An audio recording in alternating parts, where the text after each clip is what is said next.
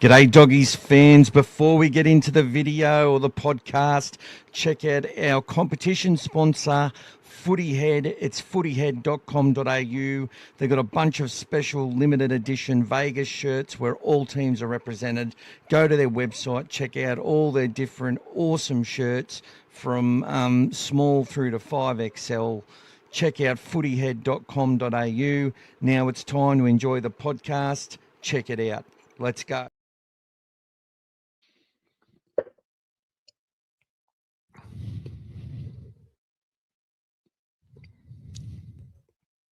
Unmute, mate. Unmute. Typically. G'day, Doggies fans, all things Bulldogs, and welcome to episode 14. We've been going every single night this week, and we're going to go again tomorrow because it's game day tomorrow, day 0, 155 days of countdown comes down to this. And here is the main man with me now, Gas. How are you, Gas 23? Vegas, baby. That's all I can say, mate. Baby. Yep. It's time, mate. That's it. Everything has been done. Everything's been turned over. That's it. We're all set. We're all ready to go. No more countdowns. That's it. One more to go tonight to count down to day 0, and that's it. We are off, and it's a special one as well, and we're off and running. So welcome, Ryan. Congratulations again, mate. I got your message, so that's all good. Well done, Ryan. Congratulations to you. And tonight we'll keep it going. The same as we've been doing every single night. Mate. That's what you got, mate. All So right, just so you know. It's got last year's beautiful logo, which I think many people agreed was probably one of the best logos ever. And that's on that flag, which is bloody brilliant. And who's Ryan getting it signed by? Is that Birdo? Yes. Well, there you go, Birdo. And I think that's probably a really good strategic signing because if he does go to the NFL, the value of that signature increases. But for me, it increases if he stays a Bulldog for the rest of his career and wins premierships. Personally, right. But from a monetary point of view, it might be worth something. And welcome to Ryan. Welcome to Damo, his first one here. G'day, Damo. Gee, yes, try. The Dogfather, g'day. Well, welcome to you, brother. Hope you are well. We'll wait for a few more people. It could take a while tonight, people, because we've been going for every day this week and having very consistent people tuning in, 400, 500, 600 per night and more across the other platforms. So it's been really well done by everybody. Everybody's keenly anticipating what's about to happen. So that's it. This time tomorrow, it could be just talking about what happened. Who knows? It's exciting stuff. It's the day zero. One more sleep, guys. One more sleep.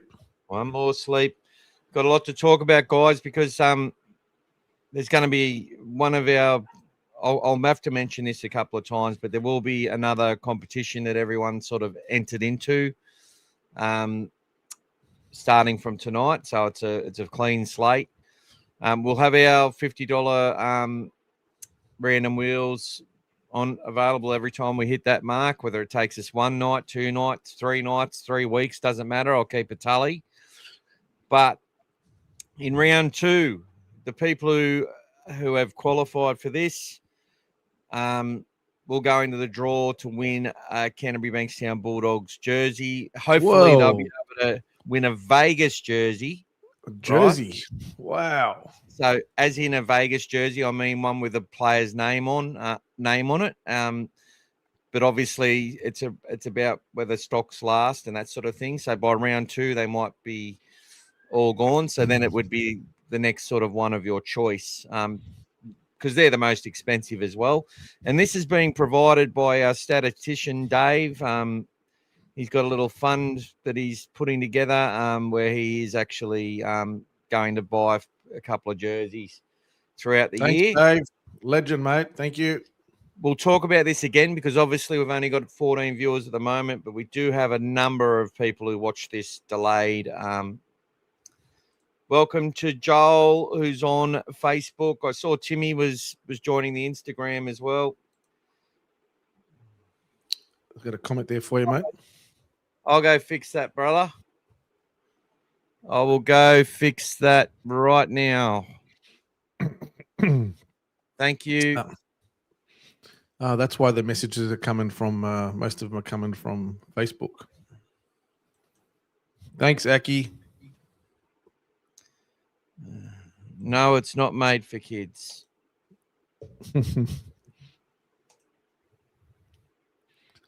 Aki, you can enter this competition as well, mate. Try to win yourself a jersey, maybe one of the Vegas ones, buddy. Good stuff. We'll talk about the conditions of entry later, guys. I'm back. Go back to your side.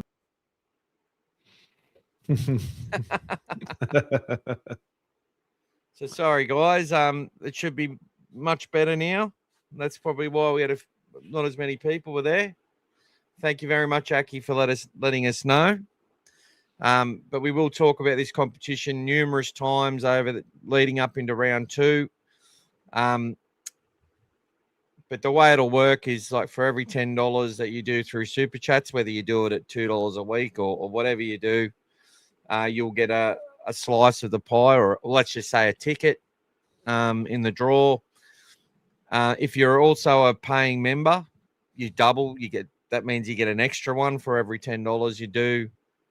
And I'm actually going to give you my link to buy me a coffee because there's less taxes there, so more of the money comes to us. And if you donate on there, it actually I'm going to count that as 2 entries just to encourage it. But you want to explain what Buy Me a Coffee is so that those who know?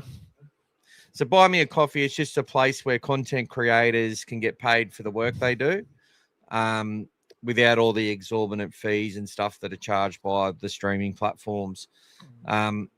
So it's something we might try and transition to, but it's really easy to do it the way we're doing it. And I'm very conservative in the way that I'm cautious about looking at another thing, but I think it's just it would be a lot better in the fact that there'd be more there to sort of, outside of costs to sort of share with my old mate Gas as well. But obviously I'm not going to give him too much, but it's not about the money, guys. And I know you guys just are happy to go in draws as an added incentive. It's not about the draws. It's about having content and enjoying our community. And I don't take that for granted. It could all end tomorrow. You know what I mean? So I really appreciate every single comment, every single contribution, the way that you actually work. Like you create the content yourselves a lot of the time. We have an agenda. Sometimes we don't get to it because it's more interesting to talk about the things that you guys raise through the stream itself, through the chats. And that's why we love it. And remember, you're no question stupid. You're asking things a lot of the time that other people want asked and answered as well. So you see that when people come on later and they ask the same thing, that there's a lot of great minds that are thinking alike in our community.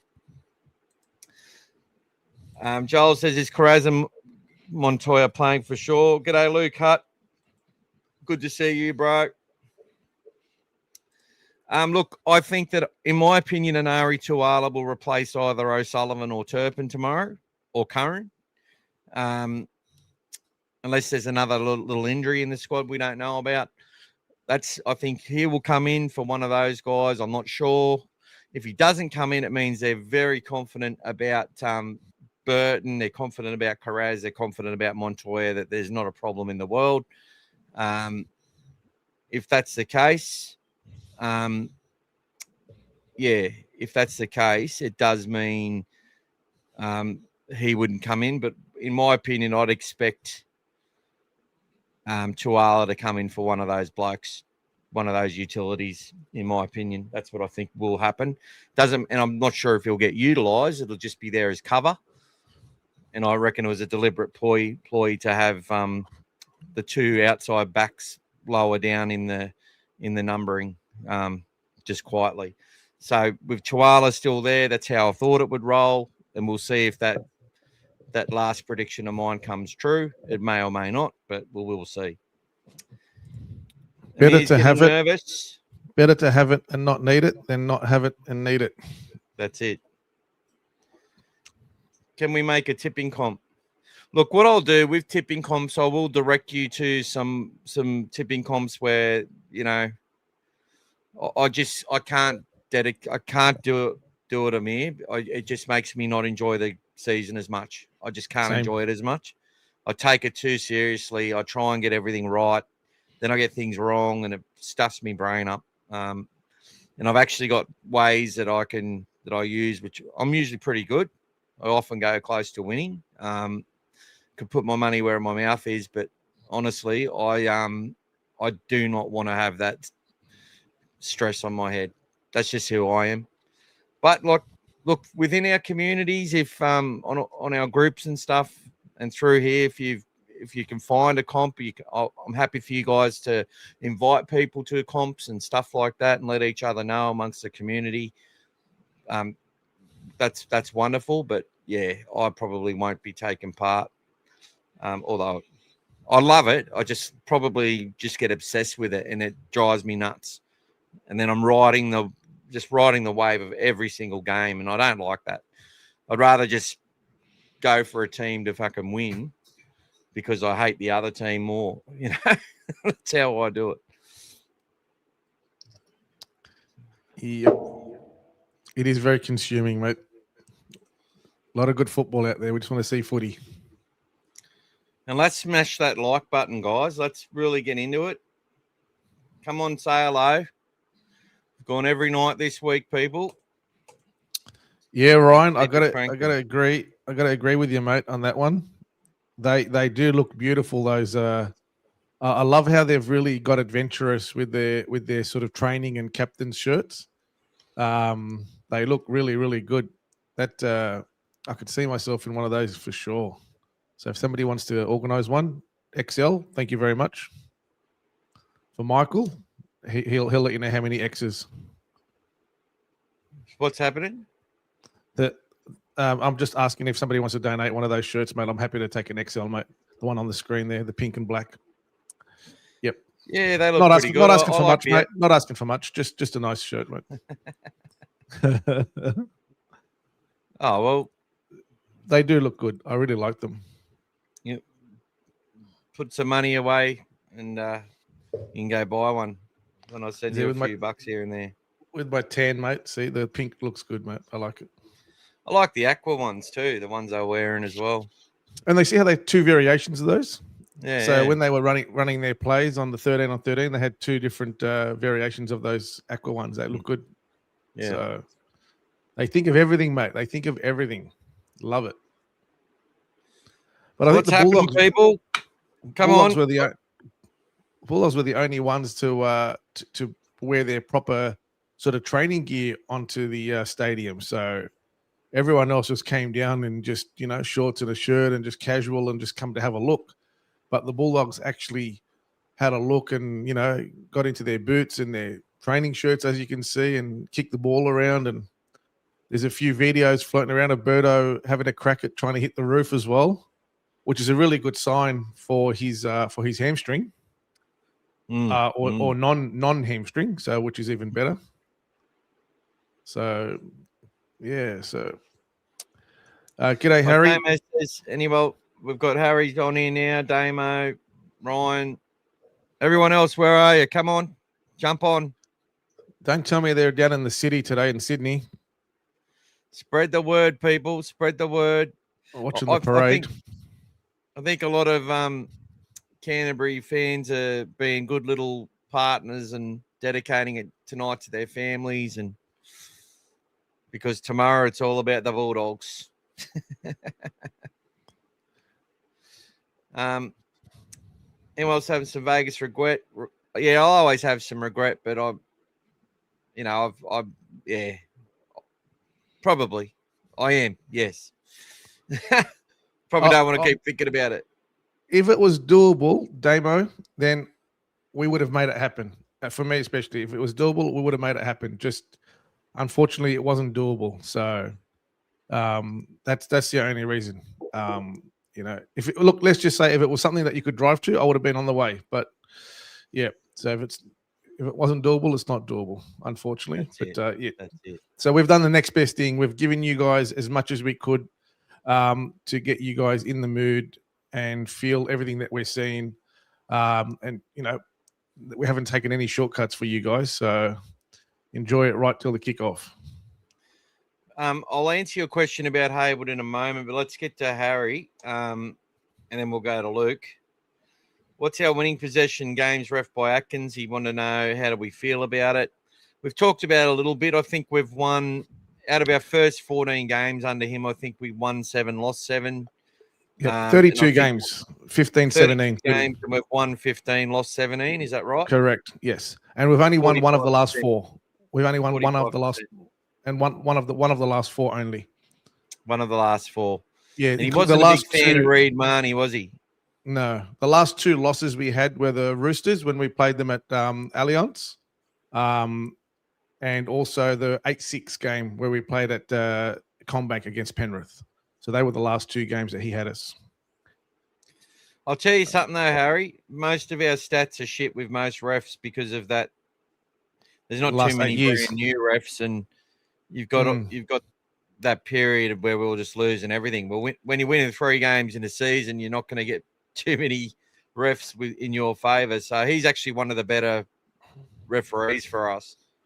But still, I think he's one of these guys who wants to, it's like he wants players to dare to take him on, because I feel like he sort of manned up a bit over the last few years and got really stern in the way he talks with players and stuff. So we gotta be on the same page as the players, Harry. The team, the coach, the players, the ref is not in the equation anymore. It's all about what we do. We control our destiny. So with this team that we've got, with this captain, with this coach, and with the connected team that we've got, it's all about us controlling our destiny. So not just for the referees, but every single team stat, everything that we've got for the last few years has been a negative. They'll talk about we're losing these venues, how many times teams we've lost against. We had such a bad run for the last sort of 7-8 years before 2024. So all the stats were working against us. So I wouldn't look into any of that stuff at all, mate. We'll just focus on doing what we're supposed to be doing. The team executes what they're going to be doing. Doesn't matter, even if the Dragons know 100% what's coming. It's one thing to know it, it's another thing to stop it. So if you execute the players we've got and the strategy we've got, if we execute, we won't lose. If we don't, then we're going to be open for a tough game. Guys, SARS 777 has donated $5 to the super chat. Is in the draw for tonight's prize, which is this will be the last signed flag that we arrange for a little bit. So there's one more up for grabs today, and it's also the beginning of our round 2 draw, round 2, we obviously got a bye that week. So we're going to have a great week because we'll have a draw for people who qualify. If you're already a member of the channel and pay a subscription, you get a ticket. If you also do $10 worth of super chats between now and round 2 and the draw, and I'll give you details of Buy Me a Coffee. If you donate $10 there, you'll actually get double the amount of tickets as well that you would qualify for. And Tani's back as well. You're in the draw last night, Tani. Tay Cochrane's sister, Tani. Welcome, guys. Thank you, Tani. You missed out, but Ryan won last night. And I'm going to see if we can get a shirt from Tani with Las Vegas Tay Cochran shirt that we can maybe give away as well. I haven't told her yet, but I'm sure I'll be able to get one. But yeah, so lots happening, people.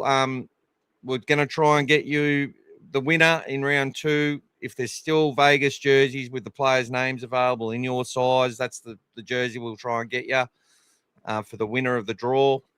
If not, whatever jersey that the team store is selling, it will be bought from the team store because we want to make sure that they get like most of the money and stuff.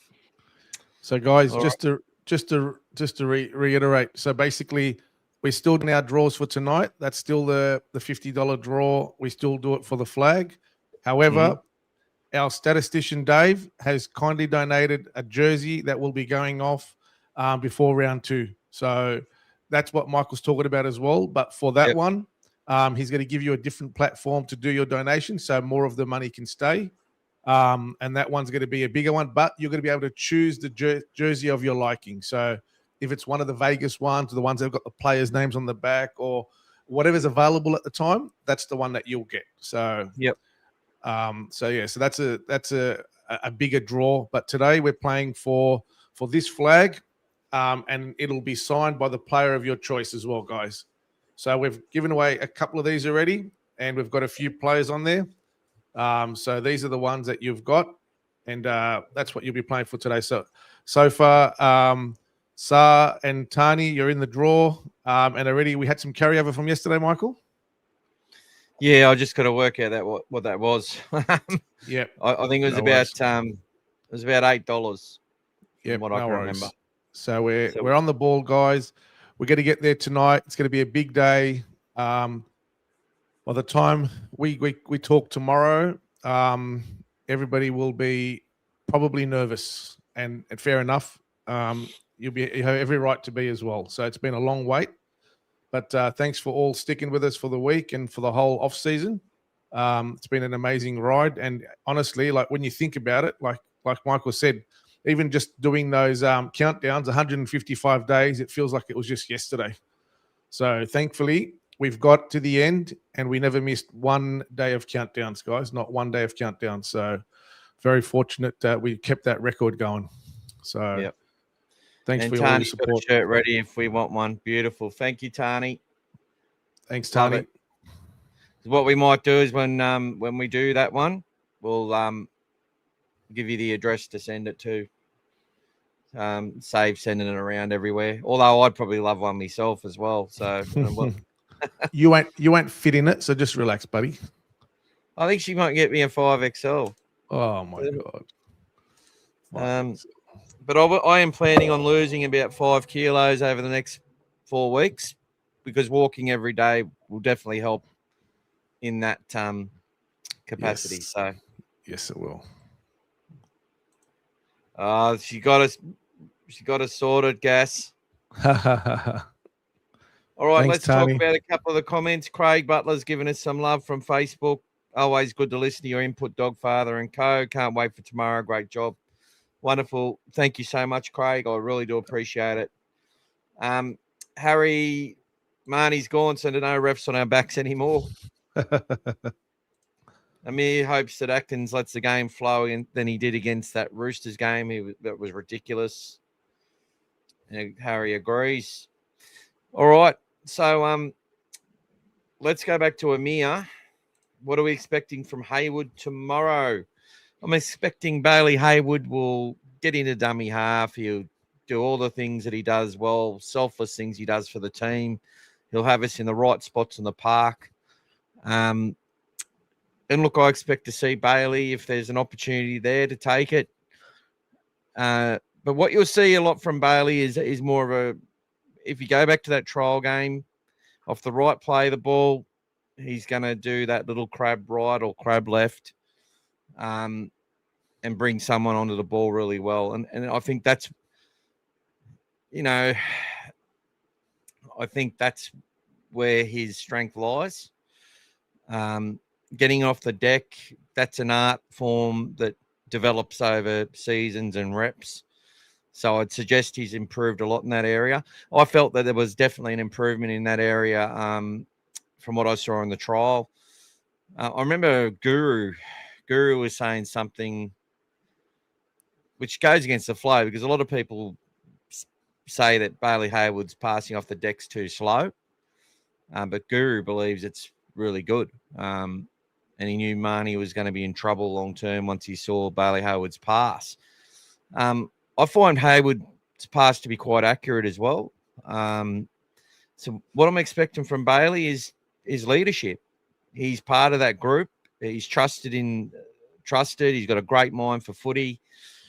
And I'm also hoping what I see is that his natural instincts take over a little bit, being that close to the ruck. The hard thing for halves, and this is what I've always said about Flanagan, is that he's already working out what he's doing. When I watch Kyle, he looks premeditated way too much, and that's because it looks like he's thinking so much about how to open up the game, and I think he's thinking the right things most of the time, Flano. He's just, by the time he gets there, and the way he runs himself ragged in defence and whatever else, I just think it just doesn't happen for him enough, and he just lacks that little bit of acceleration and speed that good halves need these days. But when it comes to Bailey, that's why I think Kyle's better in when he gets to dummy half, where he's got less time to think about it and just has to do it. And I think that's what's going to suit Bailey Hayward as well. I really do. I think having that instinct of understanding the game from managing it he come through as a halfback. He played 7 and 6. He's done that work at lock, giving space to his outs, to his halves, that line speed in defence, making sure we're going to the right spots in the field that gets us to our strong points, so we can execute things that we know that we're good at. That's where Bailey Hayward and the likes of Jamin Salmon, that's what they're all doing. Kurt Mann's the one I love, because when he comes on and the game opens up a bit, he's got the freedom, probably got more freedom than a lot of them, to be able to change the point of the attack if he decides. And sometimes it's like he's searching and he doesn't find, but in many games he finds, whether he's copping it in the back to give space or whether he changes the point through his great stepping through the middle. So I know I've evolved into a few different players, but what I'm trying to explain to guys is that it's about roles and how they intertwine together. It's more so than individuals, and that's what I mean. Look, if a player attempts 60 tackles and misses 10 of them, I don't have a real big problem with it, unless they're missing tackles in the line which lead to tries, or put us under heaps of pressure. If it's all about line speed and, you know, they're slipping off because they're chasing from dummy half, which was 12 of Hayward's 14 misses in his first 80-minute game, by the way. You know, you can look at the stats and say, oh, he was shit. Or you can actually look at what happened and go, okay, there was one tackle he missed because he was just exhausted. His head was cut open and whatever else. But the rest were all just pressure misses. They're the ones that you see kick out miss on the edge or, a lot of the time. And a lot of edge back rows. They're the ones you see centres miss when they're rushing up. They're not the same as throwing a hand out close to the line and not, you know, not showing up for your teammates, which happens a lot in the lower grades. So there you go. That's what I think about that. I just saw Lakeside on there. Did I? Is Lakeside on? Thought I saw Lakeside. I haven't seen him for a while. There he is. Kick dragon ass. All right, Luke Hutt's got a question from Facebook. Welcome to you, Luke. Sorry we took a few minutes to answer it. I think Critter's going to play left edge. Burton, Critter, Montoya, Kickow. I think it gives us a lot of bloody strike. I tell you what, I think that does. And I'm still happy with that right edge of Galvin. Even though Galvin's going to link both sides, and Birdo can switch over too if he wants. Galvin, Cherry, Preston, and Carraz. It's a pretty good fucking back line, if you ask me.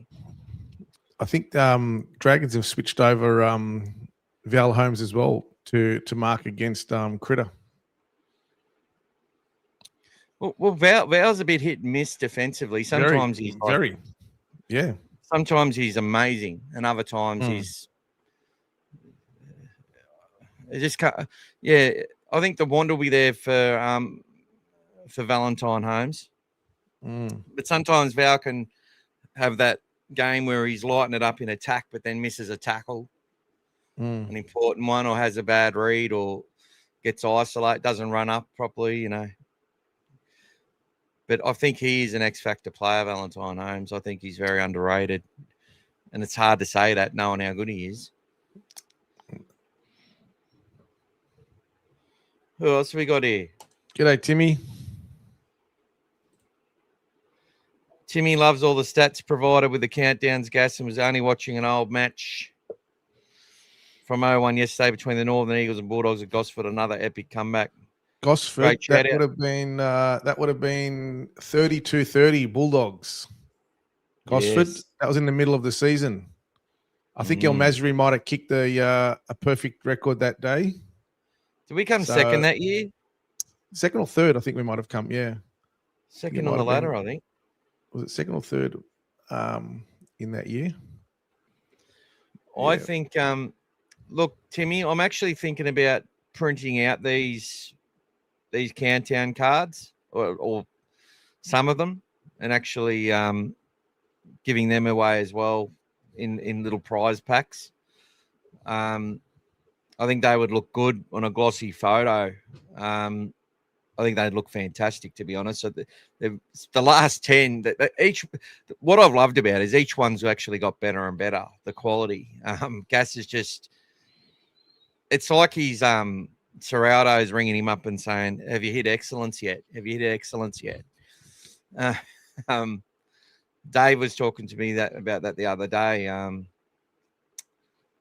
You know, that so I keep talking about improvement, and Galvin's like, Dave's like, well, Serraldo, when you're hearing he talks about excellence, achieving excellence, beating excellence.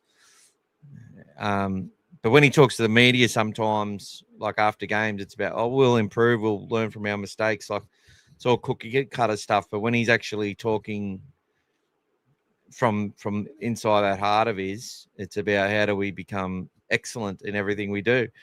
And then I start getting thoughts of Bill and Ted's Excellent Adventure. Excellent. Robbie Basher. Hey boys, we have to be disciplined tomorrow. Controlled aggression. Satilli, Montoya, and Curran especially. Sounds like they might have all been in the bin at some point in time. maybe in one for a long time. Actually, I think Montoya, yeah, lives with a lot of Bulldogs memories. Just don't leave. At different points. You know, we never forget a bad game or a bad moment in a player's career. But yes, Curran and Satilli, look, I felt Curran was a bad victim of circumstance last year, especially in the trial match, getting suspended from the start.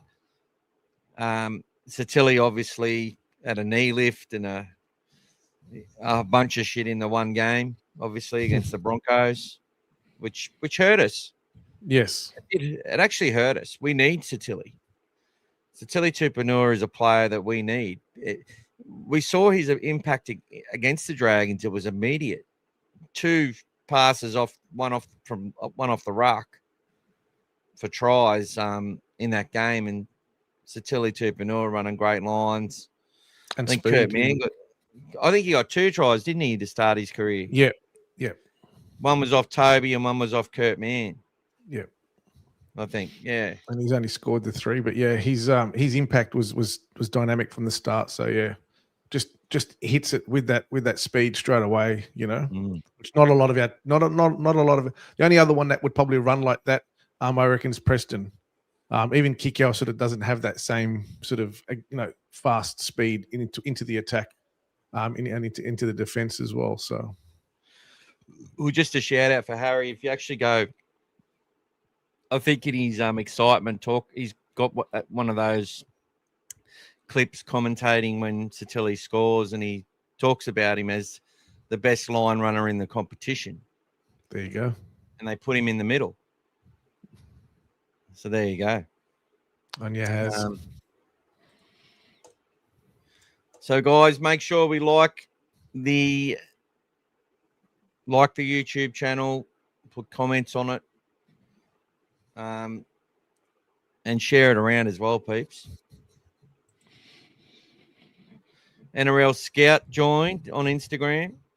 Bulldogs A. Andrew Macca's watching.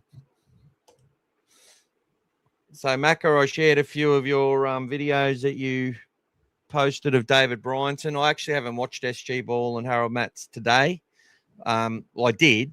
I've watched parts of it, but not in full. So, SG Ball I've watched probably more of than the Harold Matts. What I saw when I was watching is a team that looks like it's got everything there, but they just keep making silly mistakes.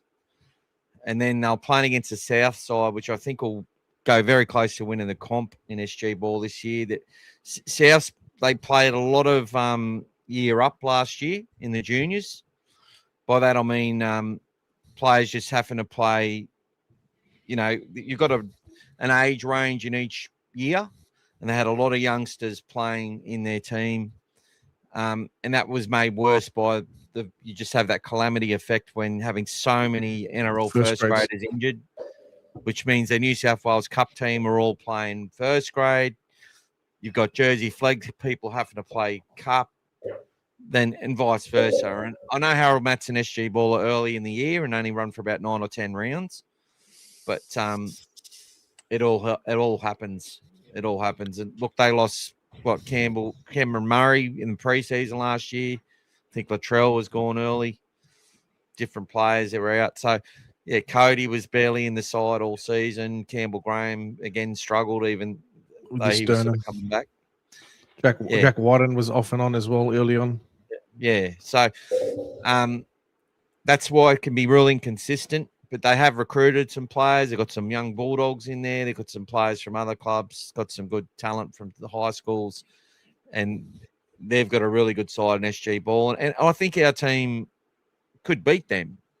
But they just seem to struggle a little bit with their discipline, to be honest. And, I think Souths are better coached, just quite frankly, in that level, at that level at the moment too. I don't know who their coach is, but we look really good the first few minutes, I will say.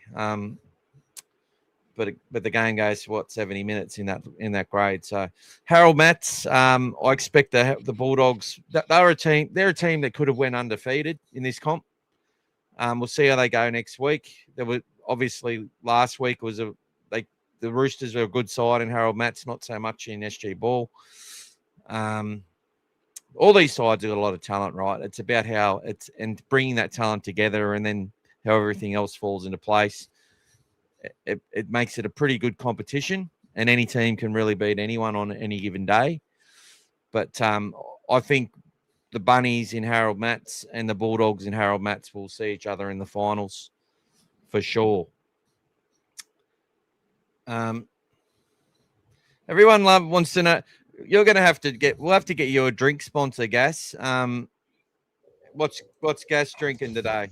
There we go, guys. Cranberry Ocean Spray Cranberry Classic. Guys, with a bit of lime, squeeze some lime in there. That's how I like it, okay? Thanks, Robbie. Yeah, CJ played left center today for about 20 minutes. It's hard to go out. It's like they've got this great kid. CJ's one of the younger kids, so he's booked for next year as well for SG Ball, where he'll be a leader within that side. So he's a bit younger than the other guys that are playing, and they're finding it hard to on his best position. And because he's versatile, the best thing to do is to play him off the bench and then see how they go. But it's all great experience, and it's really hard to get into a game when you come on at centre. But when you're a team player, just come on and do everything for the team anyway. So whatever the team needs. Our second try, he actually ran a really good line, and they were all over him. And Callaghan took the space and then goes in the corner. So that's it. That's because of everyone doing their job, and CJ did that seamlessly to help them score. So well done to him. And I am biased because Elaine, I've heard a lot about his story, and he's a really good kid. And I'll be following him for a long time. Haven't been as excited for a season in a long time. Ryan has thrown in another $5, people. So we've got $25 to go. If we want to win something again tonight and do another draw, $25 to go. And it also is the beginning. Every $10 that you contribute gets you a ticket in for a Bulldogs jersey to be drawn round 2. Hopefully a Vegas jersey with a player's name on it that's available that you want. Get some coconut water up here, he says. I started trying that. I tried the one with the chocolate. That's as close as I've got to the coconut water. Yeah. Heard it's pretty. My missus loves the coconut water. Yeah, it was all right. There's 2 versions. Like there's the one that's got a lot of sugar, which I think is the Coles one, and then you got the Aldi one that's got less sugar. It's actually a little bit better. Yeah, Robbie, I've got to watch Harold Matts and see how Baby Critter went. Maybe we're putting too much pressure on him. It's getting thousands of views too, that footage of Baby Critter. It's great. Yeah. Share it around, guys. Let's get behind our youngsters. Harry's got a question for you, mate. All right, let's go. Love it, Harry.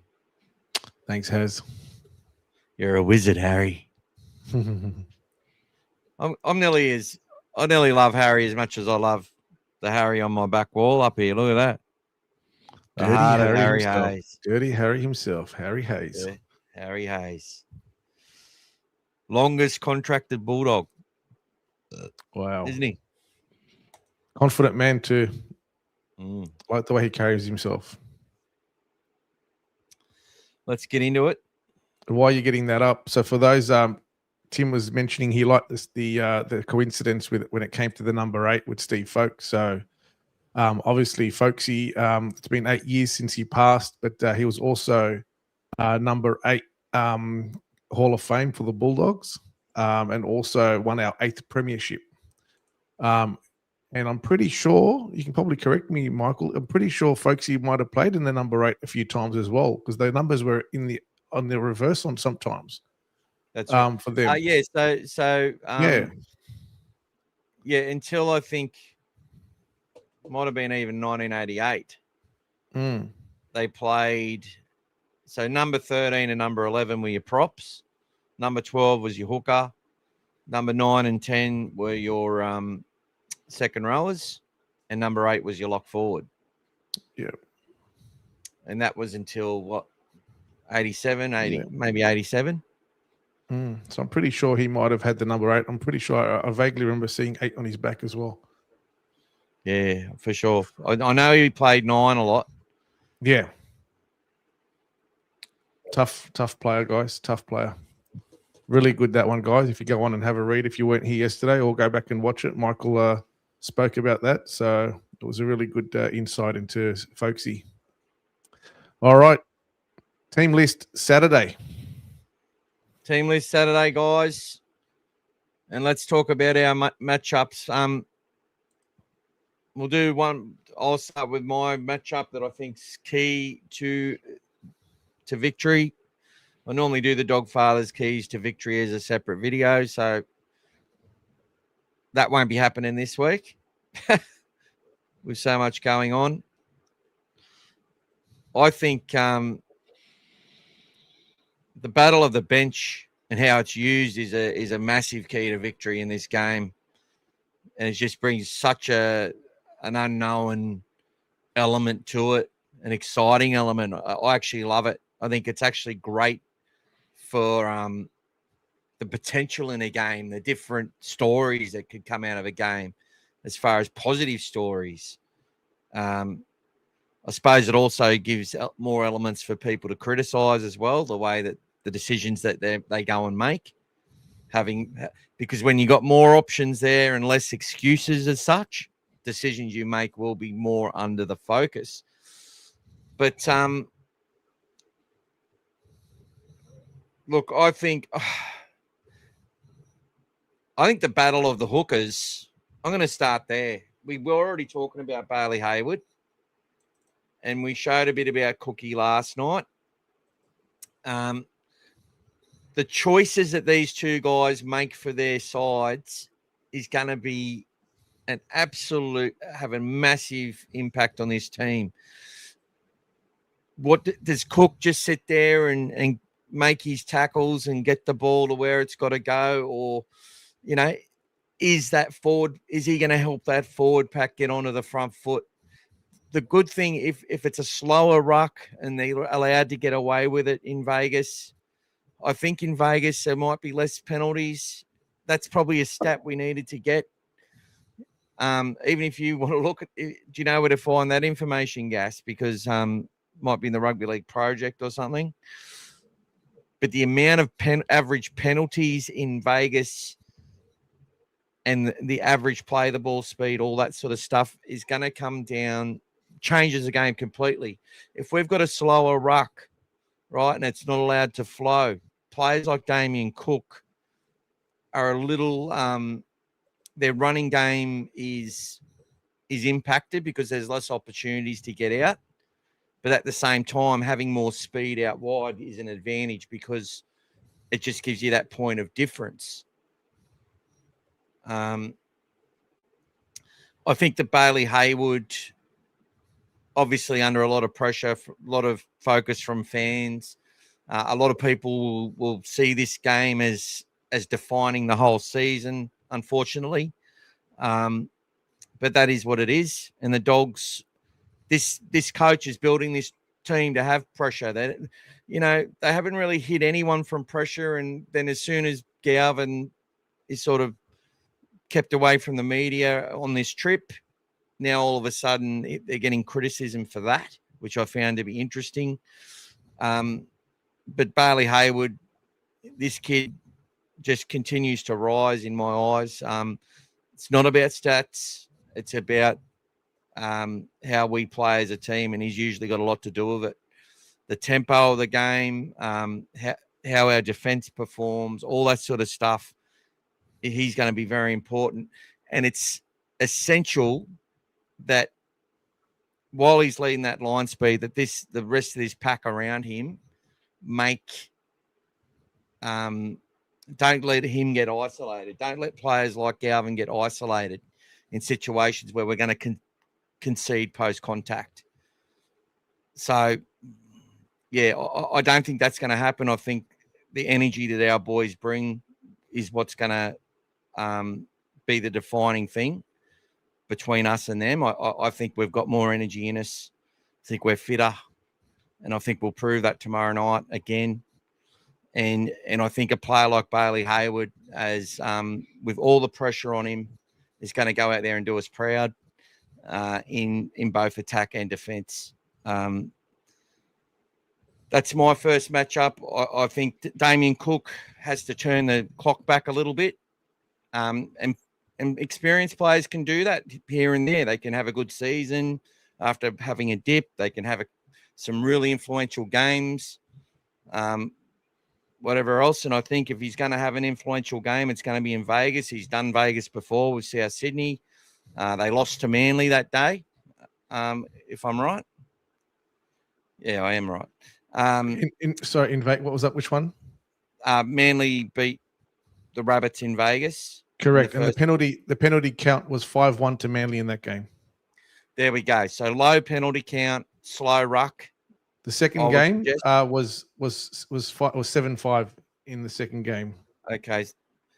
All right. We'll keep looking for those stats, mate, because it could just be the way they played, or there might not be any correlation from from game to game or year to year. It just might be a random sort of pool.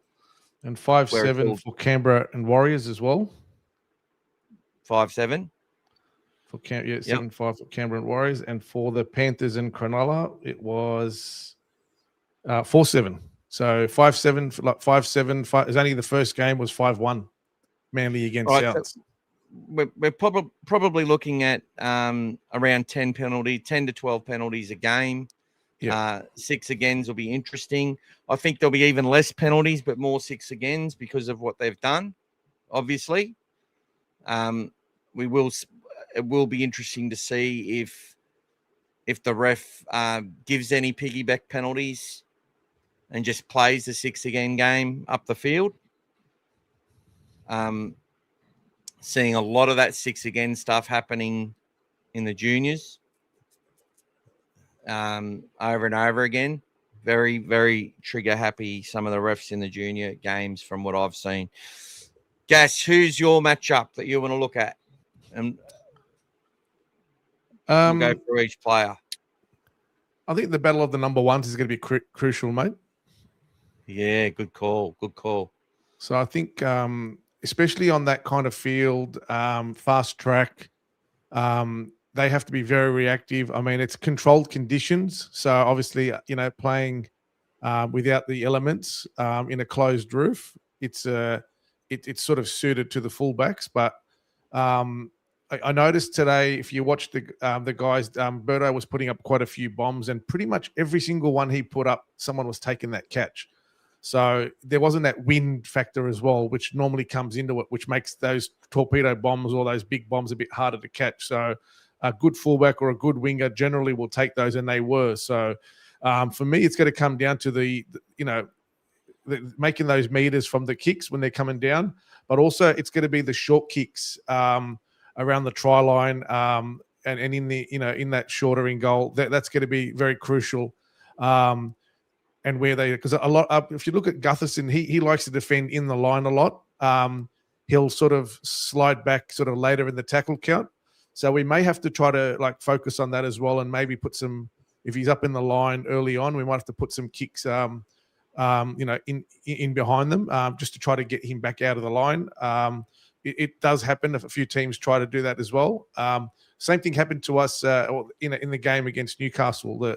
They were playing right up in the line as well, Fletcher as well. So for us, Tracy, if he starts off well, he generally has a good game, and he's been probably the most consistent player, as we said last night, for us for the season. So he's very important to make sure that he gets that set off, gets that ball, eats those meters up, and always for us try to get those wingers in behind him to help him out as quick as possible. So then he's got options. And then from there, we start our sets and get the ball to Galvin and Birdo to get the ball downfield. So big players. Both of them are very confident players. Defensively, they're both very strong. But support play, Tracy's improving more and more as he plays, because he's only played 3 full seasons as a fullback. 2 full seasons and a bit now, but Gutherson's been doing that for a long time. Yes, he's played in the halves, but his support play has always been very strong.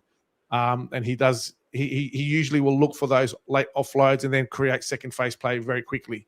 And he'll just sometimes break straight through the line. So we've probably seen that a lot. So we're going to have to be on watch for those guys as well.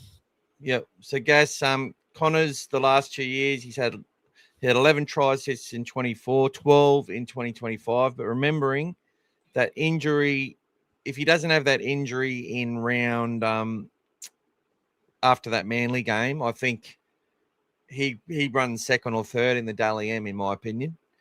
His stats took a bit of a hit as he got back to his fitness, because he lost residual fitness, no doubt. And when fullbacks lose fitness, they make more mistakes. They drop more balls under pressure.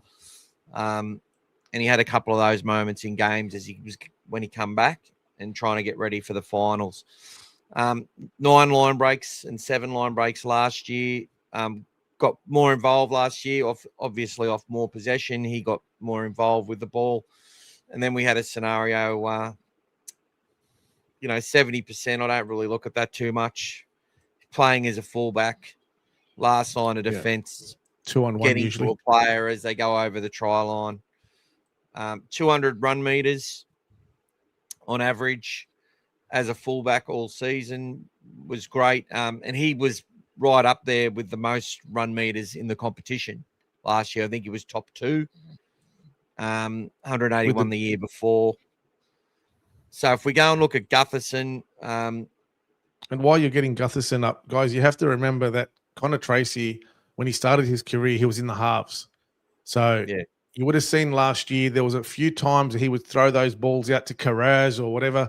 He can pass, he can play. So people forget that about him. I know he's been a jack of all trades and he's been on the wing and everywhere else for the Sharks previously, in between all these unfortunate knee reconstructions. But his original play, he was in the halves. He was a gun player, very solid.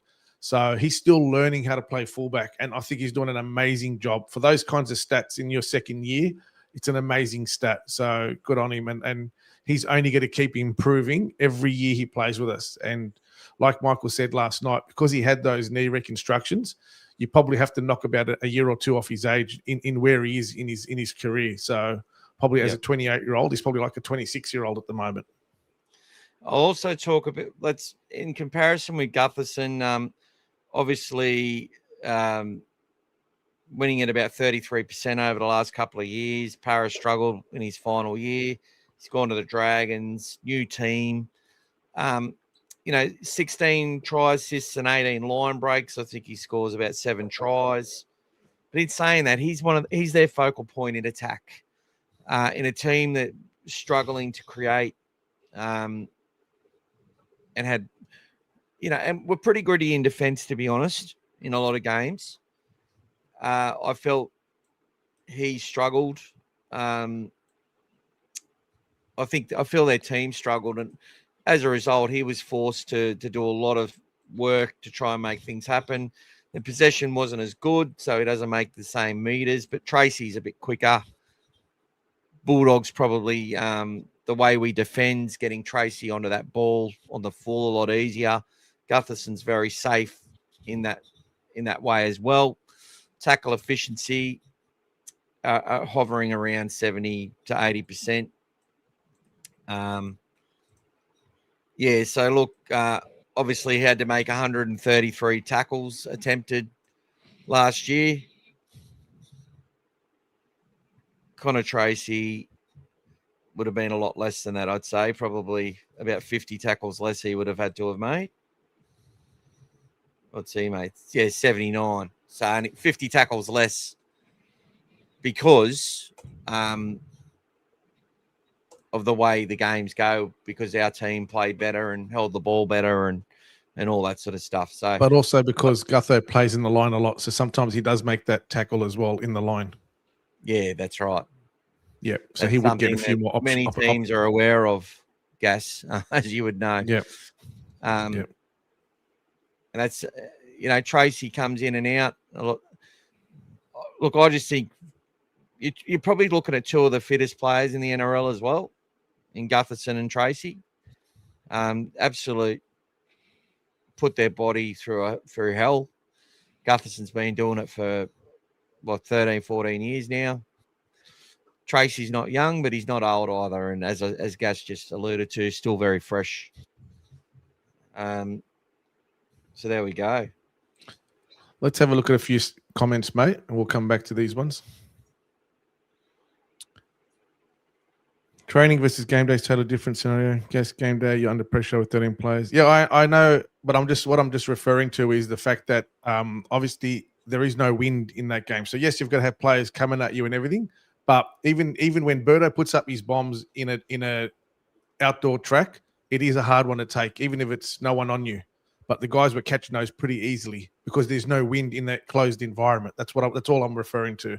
Obviously, when the players are out there and there's people coming running at you and you have to jump up for the ball, mate, it's luck of the draw, mate. You gotta get up there. So.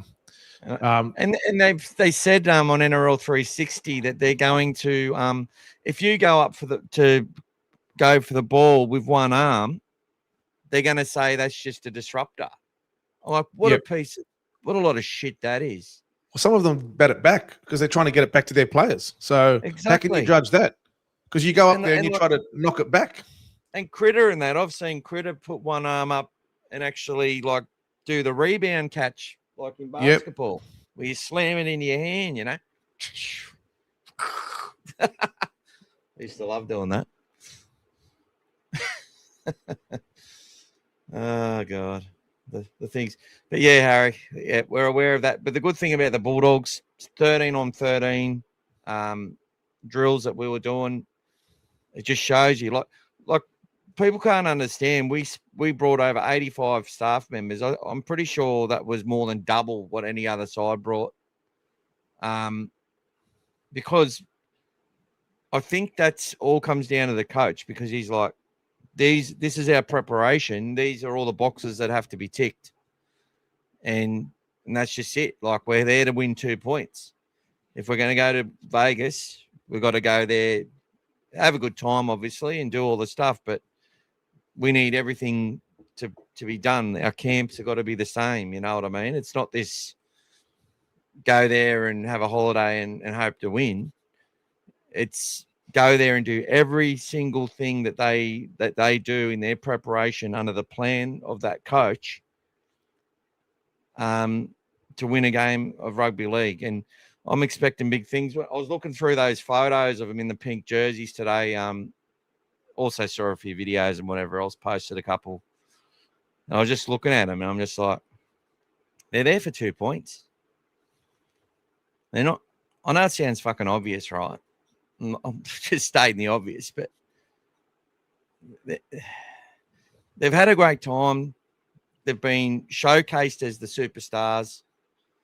They're supposed to win. It's all about the Bulldogs in Vegas. It's been like that. The ticket sales say that. Our fans say that. Everything says that. But guess what? Now they got to go out there and do it. Time for talk is over. It's on, as they say.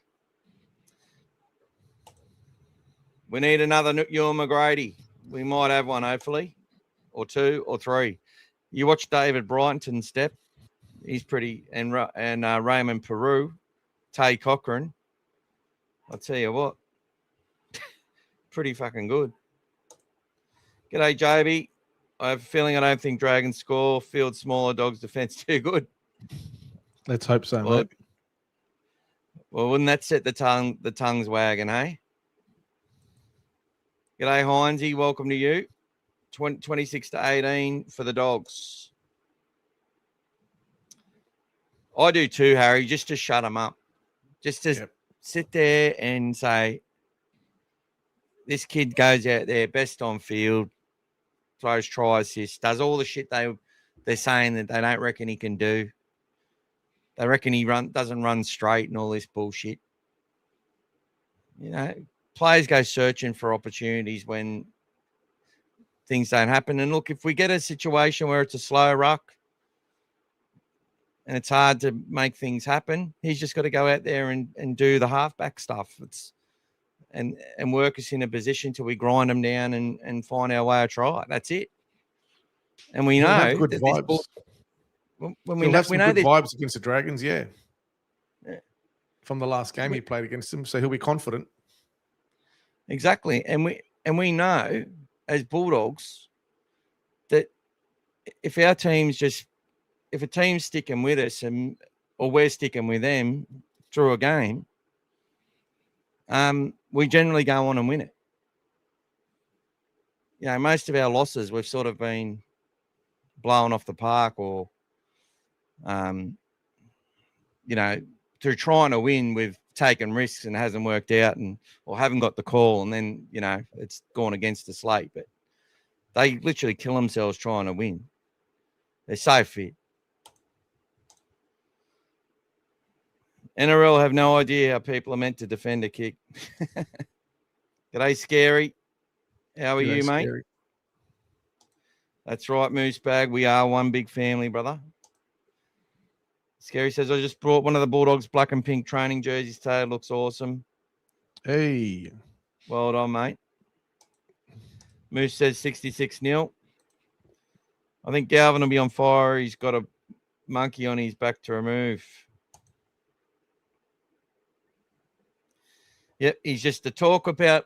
That's very good call, Joby. He's just a talking point at this point when they've got nothing to talk about. Exactly. Because they couldn't sit there and get a match-up happening if you paid them. And also because he's not talking to the media. Oh, why it's Gavin not talking and all this conspiracy, mate.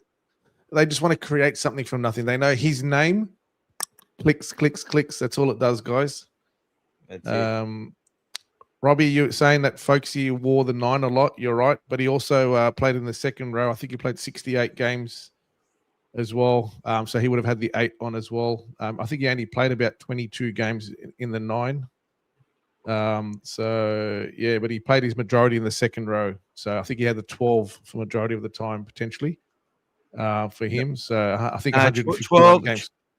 12 was the in internationals. After the 87, it was that. After 87, because he still played until 91, so he had both of them on. Yeah. But at the lock, he would have had. He played 68 times at lock, so he would have had the 8 on a lot. So. Will they renew Connor Tracy this year or for the fullback role or go to market? I think it's just up to Tracy. His manager will work along with our manager, and if he fits into our cap, I think it's very important. Whatever we're doing, I think it is important we keep Connor at the right money. In my opinion, this is just my thoughts. I have no information on this whatsoever. I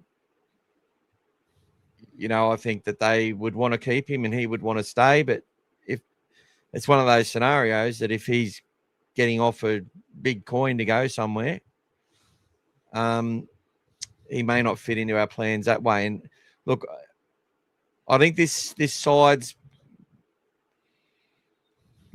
from what I see, Gus tries to get people of similar age groups, people that have played together at different times, and bring groups of players through together as much as they can in waves, So, you got the Critters and the Burtons, and there's a few all the same age there. Then you got this next younger wave and another younger wave coming through. So the fact he's got Galvin and you got Spinks and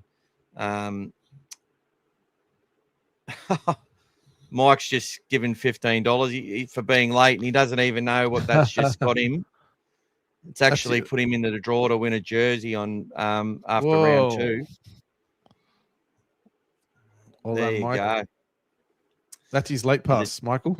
That's his late pass. Your late pass. If you're late to the show, you got to go with the money. But getting back to that, I think that with Connor Tracy being that sort of age, if they can keep him for a 1 or 2 year extension or something like that, that would be wonderful. I don't know the answer. It's all speculation. But I do think they're in play for a couple of fullbacks potentially. More so a younger guy that they might want to bring to the club. But knowing you've got Tay Cochran, who Gus absolutely adores, he doesn't talk about too many kids too often. So when he's talking about them on Twitter, it means he does really want them to do well and have the luck go their way. And seeing those other kids coming through, it's looking really good. And look, and they're looking at there's a bunch of these SG Ball kids who will turn into Jersey Flag kids, and it's a lot happening, guys. It's I imagine how hard it is for the parents. I say that a lot. Can imagine how hard that is for how do I say it? More and more money. Here we go. Well, I think we've just hit the 50 guys. Have we just hit the 50? And I think we might have already. JB's joining as well. All right. Let's stop there, and I'm going to keep explaining this, people, because late people like Mike and Scary and such. So in round 2, we will be doing a draw. Dave or D, as you see him on here, who does a lot of our stats and provides a lot of information. Is behind a lot of the comedy around Buzz 360 as well. We put our minds together and just have a good old laugh, pretending to be Buzz and Kenty and Braith and talking to each other as if we are those people. It's a lot of fun. It's absolutely amazing. But Dave, he says, I want to donate a couple of jerseys throughout the year. We might do 2 or 3. We'll see what happens.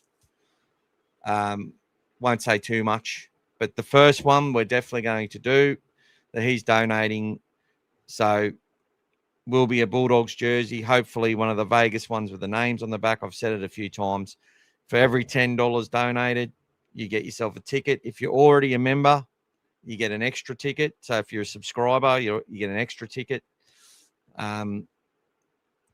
Plus, you're also going into that $50 draw that we're going to continue to do. Every time that's $50, we do a separate draw for that, which we'll be doing again tonight for the 4th time in 5 days or 5th time in 6 days or something, which is amazing. Thank you so much for your support, people. And then what we'll do is do a draw for that jersey, and the winner will get to pick one of those Vegas ones or whatever jerseys available from the team store. We'll liaise with you on that. And then we'll definitely have some other ones towards later in the year as well. So thank you so much, Dave, for that. So yes, but I'm also got to share with you, buy me a coffee, because if you donate money on that, it'll count as 2 tickets for each $10. So that's because more of the proceeds actually go to us. So I probably should share this. Maybe put the link. Maybe put the link on there, Mike. Yeah, I will put the link on there so people you can go see through what the chat, brother, and I'll go get the link. And I'm also starting my walk tomorrow, people. So keep some aside for that. Some of you are already donated, which is bloody brilliant. Only 18 days to go, guys, for our next round. So obviously when we come back, we got the bye. We got the forced bye, then we got the bye, and then for us, round 2. So when we get back, the round 1 will be the following week for us next week. Then we've got the bye. Then we play Raiders on a Thursday night. So that draw will be open until then. So that's, if you haven't bought your 2026 jersey yet, then that's the opportunity for you to try to get one. And at least you got the choice, guys. It's not like you're winning. You got the choice. But for those who have already put their money in today, and since we've hit the 50 already, this is what you're playing for. You're playing for a Bulldog flag. There's been a few winners already. And also with this one, you will also get the option to nominate the player of your choice to have it signed on there, guys. So we've already got, at the moment, we've got the 4 winners have got Critter, Preston, Birdo, and Galvin are the 4 so far, guys. So, yep. So let's see if there's going to be any double ups or if there's another one coming through, like a Carraz, or who knows. Depends on who wins today, guys. And Tony, if you win, then and you want to take Cochrane, that's fine. I'm sure we can organise that for you. Okay. So let's have a look through some of these chats, guys. I already did that joke the other day. Gaz. Come on, mate. That's all right, mate. That's all right. Be better, Gaz. Be better than that. It's only relevant each time she's entered into the draw, mate, and she's in the draw today, buddy. So there you go, people. Guys. Now I'm going to try this myself. I was going to ask others to do it. I'll just turn off the comment. I think if you put your camera over there and hit scan. Yep. If you see Michael's mugshot with his Ray-Bans, you know it's the one. And it's side on. My photo's side on. So if you actually put your thing on there, you can actually donate there, which would be preferred over here because we get most of the dough. All right. And that, but you know, you not obligated to do any of it, but it'll give you 2 tickets for every $10 you do on over there. And those are already donated. Much appreciated. Because it is a donation. we do this for free. I've done it for how many years for free, and struggled to ask. And Gas is like, you should do what the other places do, and let them know about your costs and everything like that. So I did. But And nobody's done buy me a coffee yet for the Dogfather, guys. So if you go on there, it'll actually say to you, be the first one to support the Dogfather. So who's going to be the first one? Who's going to be the first one, guys? Well, if Gas does, I'll be sending it straight back to him. Be like, there's your payment, mate.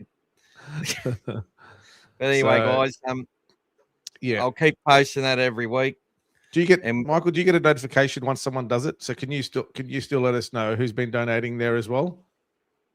Do you get? Yeah, I'll be able to. I'll actually get notifications, and they can do monthly contributions there. Yeah, no worries. So if you wanted to transition from paying $2 as a subscriber on YouTube, you can transition to there and pay a couple of bucks a month or whatever. And it'll be for the same thing. And there's also Patreon. But really, I need to probably put it in one place or the other, just to, Champion Industries became a supporter and just put in $15. There you go. Who's Champion Industries? I need to go check that out. That's bloody brilliant. So, Champion Industries. Your first support came in. Someone out there actually believes in your work.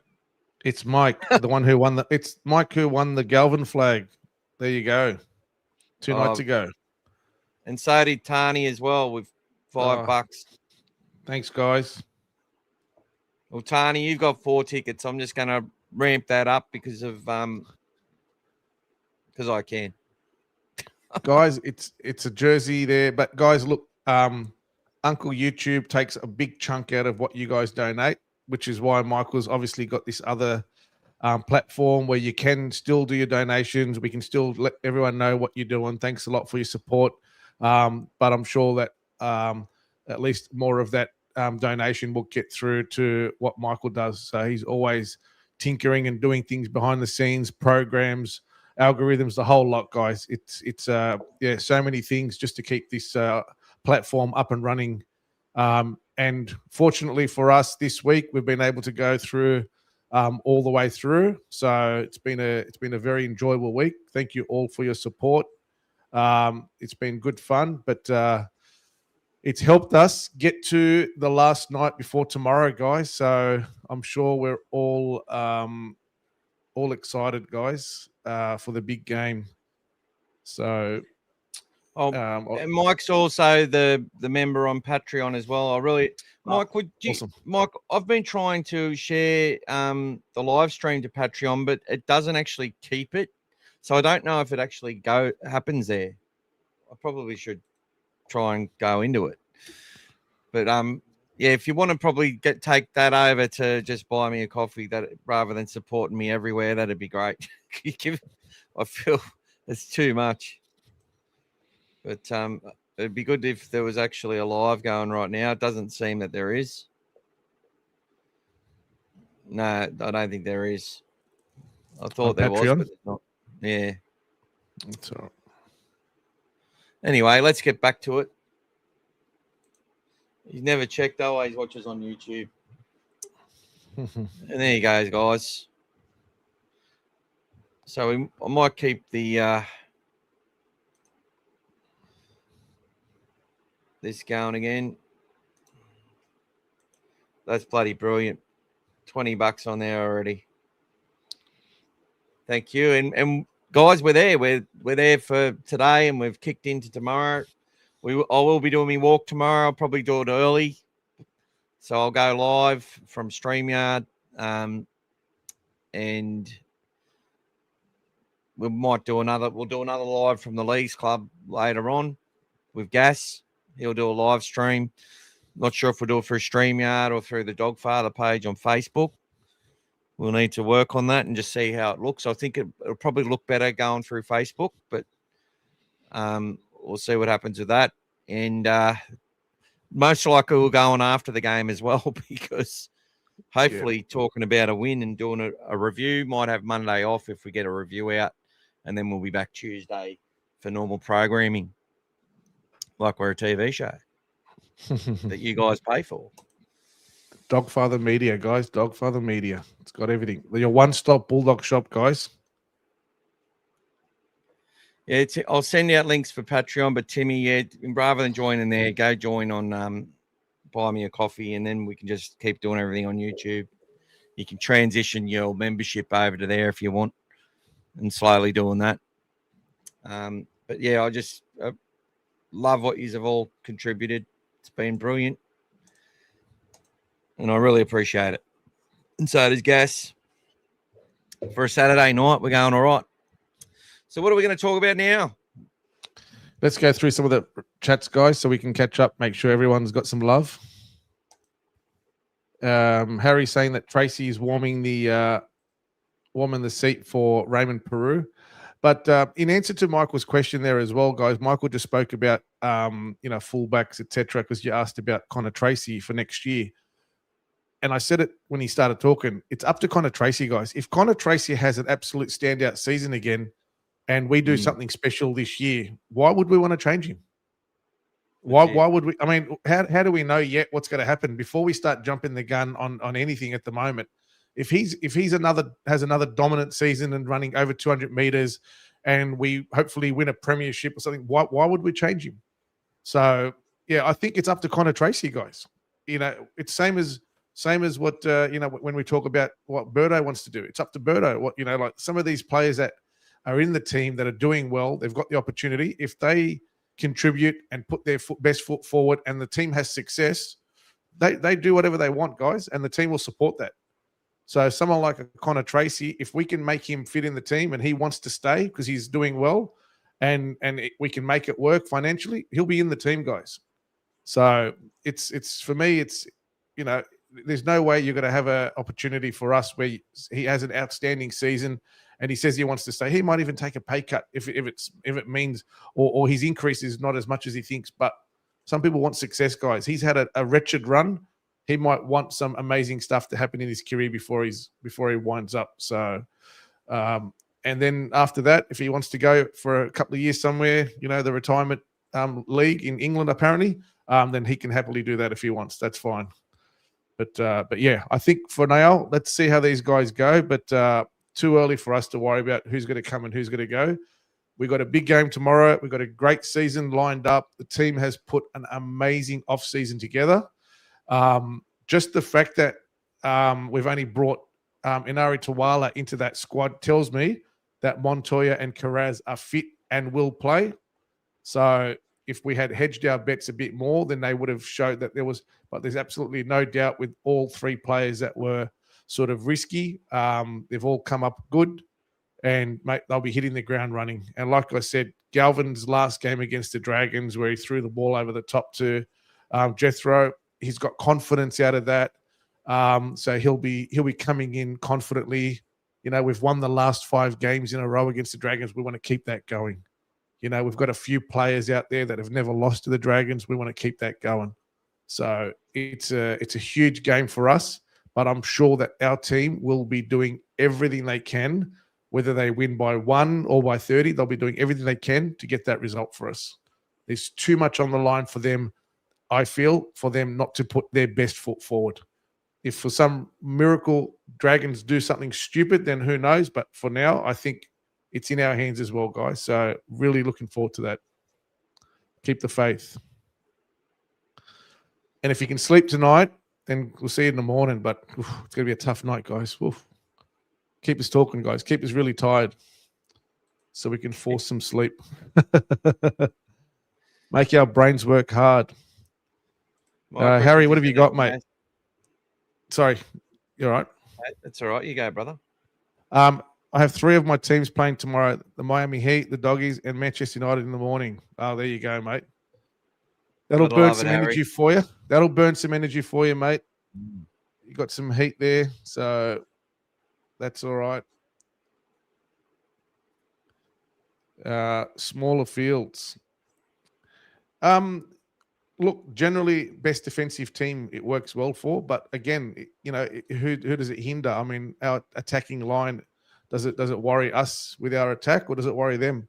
At the end of the day, it's the same for both teams. So everyone's got to go out and play the same field, same game, and just execute. We saw those games the last 2 years. If you do your right plays, you get yourself in the right position. If you're running a good line, you're going to score no matter what, guys. So it's really good.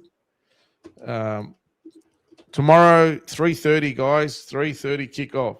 So that's the game, guys. Okay, what do we got here? Mike's organised his game day outfit, all 3 of his daughters to wear tomorrow. He's all set and pumped. Yes. Everyone's got their best Bulldog gear ready. So it's going to be exciting. There you go, mate. Joby's going to give you something for the walk as well, mate. Thank you, Joby. Oh, beautiful, mate. I'll make sure I share the links up tomorrow, and I'll do a live with the walk, and I'll walk at least 4 kilometers tomorrow. I've got my path laid out. Probably do 5. It's easy to when you're talking to people. The walk is a lot quicker. It's a lot easier. But when I'm not doing lives, I'll do it a lot faster. I can tell you that much. And when he's doing his walks, guys, he'll probably share with you as well his platform for the walk, so you can donate straight into that platform as well, for him to keep raising. So the best time for those ones are while he's doing his walk. The more you hear him puffing and panting if he's live, then just keep pushing him along, guys. When he sees the money, I'm sure he'll get an extra step in his a few gears up as well. So that'll keep him going. Tani's nominated her signature if she wins as well. So she's gone for a player from the past, Rocket Rod Silver. There you go. There you go. Is he still a police officer or not? Yeah, he's still a copper. So do we have to do something wrong to get in trouble for him to come do a house call or something? Is that how we get the signature? Okay, well, if you win, Tony, I'll get that sorted for you as well. Okay. I remember down there. I remember Rocket from some of the Oztag in the old days as well. So maybe he'll remember me. Who knows? It's been 20 years. Who knows? We'll say hello. Timmy loves Tay and Tani. Thanks, Timmy. Timmy loves the content. Much appreciated. Thanks, mate. Thanks for your support, mate. When you're finishing your Bible studies and you come back to join us, mate, you're always welcome, buddy. There you go, mate. Tani was the first to buy you a coffee, mate. She was saying she was. I think they both clicked at the same time. When you refresh, they both came up at the same time. So that's it. And Mick was saying that's him. So Tim's going to contribute some more on your coffee when he gets paid. Thanks, Timmy. Beautiful, mate. So if you want to subscribe there, guys, and be a subscriber there, go for it. And then quit the other one. That's up to you. But either way, it's bloody great. It's bloody great. Thank you so much. And Harry's reinforcing what we were discussing about Connor Tracy as well. So he has to perform. It's his contract season. He's got no doubt he will. Guys, the more this team plays together, the better they're going to get. And the more that we control sort of, how we go around each other, the better we're going to get. So I feel like last year there was an unexpected diversion with the disruption with, Marnie and all the stuff that was going on. It was very loud in the media. It was less in the team, but it was still there. So hopefully we have none of that this year and we can just, rock on and just keep going. Hopefully get off to a good start tomorrow, whatever happens, and then just build into the year. Nobody wins a premiership February, March, April, guys. You have to build and win, a few games in that period. But you got to get yourself ready for the back end of the season. You want to be peaking. Unfortunately, like the Ponies last year, they peaked at the right time of year, played a bit of catch-up footy and managed to get a premiership for it. And really, they broke the trend of best defensive team winning the premiership last year because they definitely weren't the best defensive team. So that's what happens, guys. You hit a purple patch when it matters. Anything's possible. So I think we all can agree 21 years and more has been a long time waiting, guys, for a premiership. So it's time, guys. This is so out of whack for the doggies of late. The last 40, 50 years. It's been, since 1980, we've been getting some good results and some good premierships, but it's been a long time now. This has gone on way too long. So we've got a lot of supporters that haven't even, never even seen a premiership, weren't even born when we won the last premiership. A lot of you have family, have kids, and immediate family and surrounding family and whatever that haven't seen premierships. I think we're close to delivering on this, guys. So I'm really looking forward to it. It's going to be exciting, but we're going to have to build into it, guys. There's going to be ups and downs, and when there's a down, it's not doom and gloom, guys. Okay, what do we do wrong? How do we fix it? We had a bad game. Someone played better. We move on. We don't jump on the back of our players and put all the negative talk and all that stuff. That's not what we're about, especially not this chat, guys. We don't tolerate that. Michael will be very clear on that. We've always done that. When we've had people in the past, they're not here anymore, guys. They've had to go exit stage left, guys. So over here, we're supportive. We talk about everything in context, and we take your chats on board and we discuss it all. So that's what we've got. Peeps, I just realised I actually haven't set up the monthly supporter tiers yet, so I'll actually have to do that, and then you can support over there. So I'll just mirror it across from YouTube, and you'll have the option of which one you want to do. Still, it works out better than YouTube. Patreon's probably the best, but I'm just finding it difficult with the content side of things on Patreon. Just maintaining that. I'm sort of used to what I've got to do with YouTube. That's the thing. But buy me a coffee can just sit there separate. Anyway, I've probably talked too much about money tonight. I actually didn't want to do that, but I appreciate it all the same. And thank you, Gas, for the continued beautiful words in regards to it. Let's talk some more footy, shall we, before we do our final draw? I'll just answer Tani. Tani was just saying that Rod Silver is unreal. She last played with Rod in Oztag World Cup 2015, and he is a weapon. And you do have some very talented family members. Wow. So, yeah. So for those who don't know, obviously Oztag was my game for a long time. I was one of the first Arabs to ever make the Australian men's open team for Oztag. And ended up becoming a dual international playing for Lebanon in the World Cup. So we had a few tours over to New Zealand. Absolutely loved Oztag, guys. Had a lot of fun in Oztag. But you haven't played for a while. I do enjoy my golf more than the Oztag at the moment. It's a bit lighter on the body. So, but absolutely love Oztag. And I do remember a lot of ex-first graders and current people playing in the Oztag. So I even remember when we went to New Zealand, we had Mal Meninga that was initially selected to play in the over 40s back in the day, in the early 2000s. So he was a good, still had it, still a good, solid player. But yeah, a lot of good league players, used to play. Even Damien McGarry played with us as well. So quite a few of them there that were up and around. What's his name? I used to play for the Dragons, goal kicker as well. There's a lot of them, guys. A lot of Oztag and league together. So, yes, absolutely love it. Jeff Hardy was there, Tani was saying. Jeff Hardy was there, and his brother used to play with us as well. We played in the same team as well, yes. So you've probably seen Tani, you didn't even realise it. Maybe. I haven't played for a while, but yeah. Did it have mixed? I didn't play. I used to only play men's, but there was mixed, and I did a bit of refereeing a bit as well. But I played a lot of Oztag with Hazem El Mazri and Matt Utai as well. So back in those were the days out at Riverwood. We used to play in the St George comp at Riverwood. I've been to the River. David Gillespie and his wife used to be always at Riverwood Tavern. Ah, yes. Yeah, they used to do test tube shots there all the time. The cocksucking cowboys and they're telling me to go up the bar. I was only about 19 at the time. Go and order a cocksucking cowboy, and like the lady at the bar was not really nice, and I couldn't do it.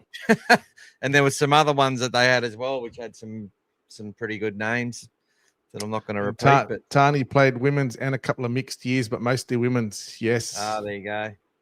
There you go. Yeah, so with Matty Utai, I think because he just got a mention as well. Yeah, Tim was asking how he was going. Yep. Tim's asked how he's going. I heard he's out of the woods, is what I heard. I think there was a report about it, but you got any more to share on that, Gas? No, I was actually going to ask if anybody knows anything or anyone with some more information. I haven't really done any deep dives on that, but if anyone knows anything, feel free to share it with the community. So I'm sure Google Matty Utai. Let's do it for the peeps. 15-year-old boy among charged over the shooting of him. I'm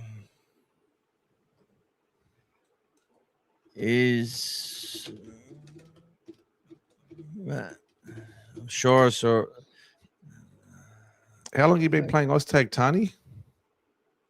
I wonder if we cross paths. You're a little bit younger than me, but I wonder if we cross paths. And which comp did you play at?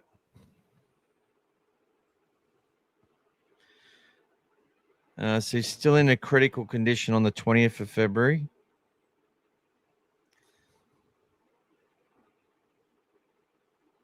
Matt Utai, 7 days ago, Matt Utai is stable and has managed to speak with police. Okay. He's still in a stable condition, hospital, still undergoing treatment. That was 7 days ago. So let's just hope he's continuing to improve. It's good that he's obviously awake, speaking, and able to contribute to finding his the shooters and stuff. There's some comment there from Tani. Tani saying he's doing better and his son still has a hit on him, unfortunately. Oh, he's MIA. I think he's MIA as well. I think his son. Yep. Tani played her first rep when she was 14 for East Tamworth, but played South Comp. Oh, okay. You would have, yeah. Belmore boys, mate. Belmore boys. He's a local. Doesn't get any more local than that. Belmore boys high. Warren Ryan was my first PE teacher. So yeah. We had a lot to do. Anything we used to do. I even did a level 1 coaching certificate as well, and we had to go and do it at Belmore Sports Ground. Peter Wagstaff, they trained us on the field, and they did all the drills and everything. So you had to do that. I did that as part of my PE for year 11 and 12. So, but yeah, Tani. Sorry, I'm loving this. This is awesome. So played her first rep when she was 14 for at East Tamworth. Oh man, I remember doing a trip to quite a few trips we did to Tamworth for the Oztag, and obviously since then they've switched a lot to Coffs Harbour. So yeah, but well, no, not with him, but we did cross paths a lot with the Rajab. And I did. We played some Oztag, and I also refereed him quite a few times. But he was a good man. He had a checkered growth. Couldn't keep himself out of trouble, but he's Mr. Rajab. Yes, the Khaled's senior. Dad. Correct. Yep. Yes, senior. But I was in class with Hazem Al-Mazri guys. So Hazem came and joined us at Hemden Park. We were at primary school at Hemden Park, just on Wanji Road and stuff. And Hazem was in our class from year 4. Played soccer with us at National Sports Soccer, which was at Parry Park. His first game he played with us at Rudd Park in Bedfield. We put him on the left wing. He scored 6 goals, kicking at left and right leg. So your brother-in-law, Salah and his brothers. Ryan's put in another $5, which means Ryan has now got a ticket into the draw as well, brother. Because he put in another 5 earlier. Sorry, mate. If you know Salah Sabag, mate, he's an absolute Oztag legend, mate. We grew up playing together. He came in after I started. That's his in-laws. Brothers. Yeah, him and his brothers, mate. You asked Salah about how I used to go in Oztag, mate. But I've seen Salah recently and his brothers at the Crunch gym at Bankstown before I moved out of the area recently. But you say hello to Salah for me, mate. But yeah. Just mention to him Gas and number 23, and he'll tell about my exploits back in the day, mate. There you go. Welcome, mate. Welcome to the family, mate. Welcome to the family, mate. There you go. Welcome to the family. There you go. There you go, mate. Yeah, got a lot of time for Salah and his brothers, mate. Yes. Yeah, Tani, I did just because I'm feeling a bit left out here. Time for a drink. I actually played one of my first rugby league games wasn't until year 7 in Mount Austin for Mount Austin High School. Mm-hmm. And my coach was also the coach of Steve Mortimer at that school, which he used to go on about all the time, Mr. Kavanagh. But in years 11 and 12, we were the first year 11 at Nambucca Heads High School. I think young Toby Batten, I think has been signed, was in our system with the North Coast Bulldogs, obviously, and then would have been, I think he's been signed by the Dolphins, to be honest, and he was the Australian schoolboys halfback last year. But Coffs is a very good ground. So Nambucca Heads, obviously I'm about 25 minutes south of there, in the Group 2 competition for NRL. And, there was some very good players come from Nambucca and Maxville and Bowra. Obviously, you got Greg Inglis, you've got Daniel Fitzhenry. Tani's tribe is there. Tani's tribe is from there. Look, she's just Nambucca's her tribe, the Gumbaninga tribe. There you go. Well done. Yeah, so I did a lot of good friends there. I've only been there twice in the last 22 years, though, because I've just been building my family in Brisbane and that sort of stuff. But love going there with the first year 11 and 12. The Donovan brothers from there, they went and played for Penrith. Sort of only played fringe, had knee issues, both brothers, which was bad because they were very, very talented kids. Gary Jarrett, who won the under-21 grand final with the South Queensland Crushers. And that school team, it only had about 17 or 18 players. They were ripped off against St. Gregory's College in the round of 16 of the Commonwealth Bank Cup that year. And I think they would have went close to winning that comp. They were that good.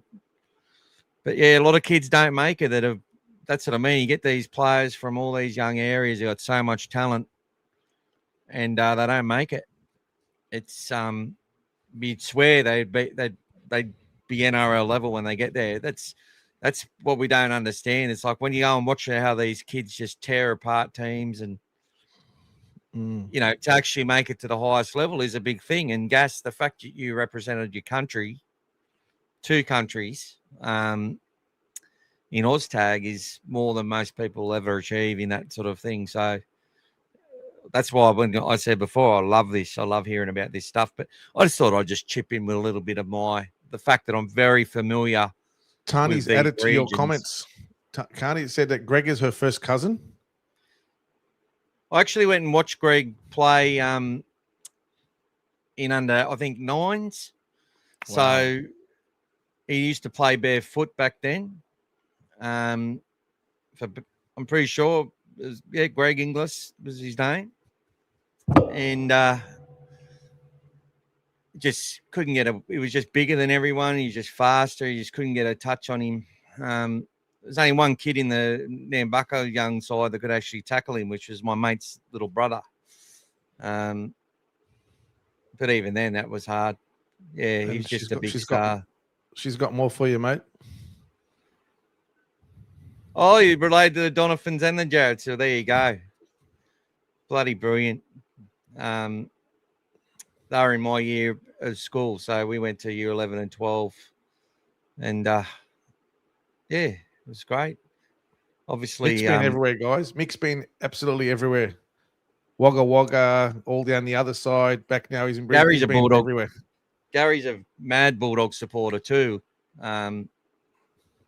Which I remember we went on a business or English trip or something to Midsummer Night's Dream, and I was actually new because I'd come from Wagga Wagga and it was my first year there, so I didn't really know many of anyone really. And he come and said hello to me, and just a good bloke.